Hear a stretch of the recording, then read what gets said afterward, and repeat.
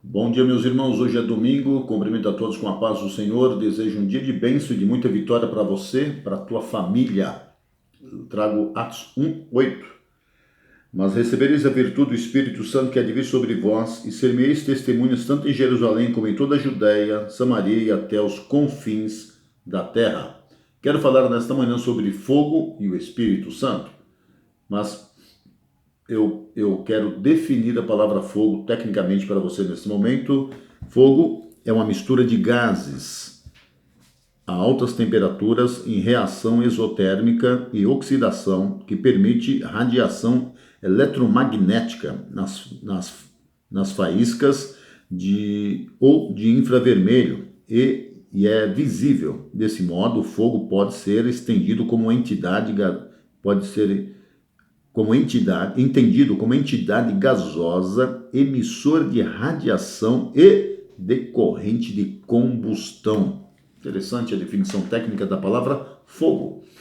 Bom, e a palavra técnica, e a definição técnica da palavra Espírito Santo? Bom, isso teologicamente seria muito mais extenso para mim ler, e eu quero descrever então a definição em duas palavras. Ele é Deus, ele está entre nós, e ele quer te abençoar. Meu Deus.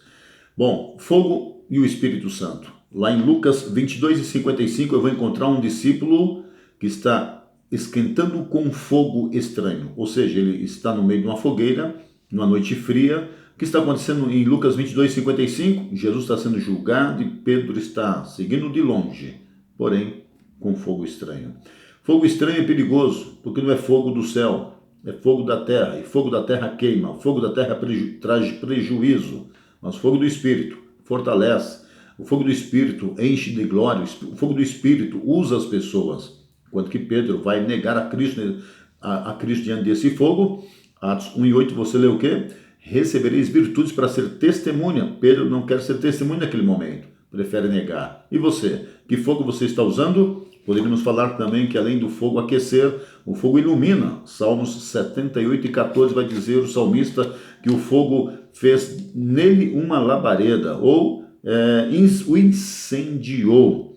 Mas, segundo Coríntios 4:6, vai nos mostrar perfeitamente que o Espírito Santo tem essa capacidade de nos iluminar. E eu quero fazer questão de ler para você, segundo Coríntios 4:6, que diz o texto: Porque Deus, que disse que das trevas resplandecesse a luz, é quem resplandeceu em nossos corações, para a iluminação do nosso conhecimento, da glória de Deus, na face de Jesus Cristo. O fogo primeiro aquece, segundo ilumina. Quando você olha para Israel, há uma tocha de fogo à noite iluminando e aquecendo, mas de dia há uma sombra para diminuir o calor daquele deserto causticante.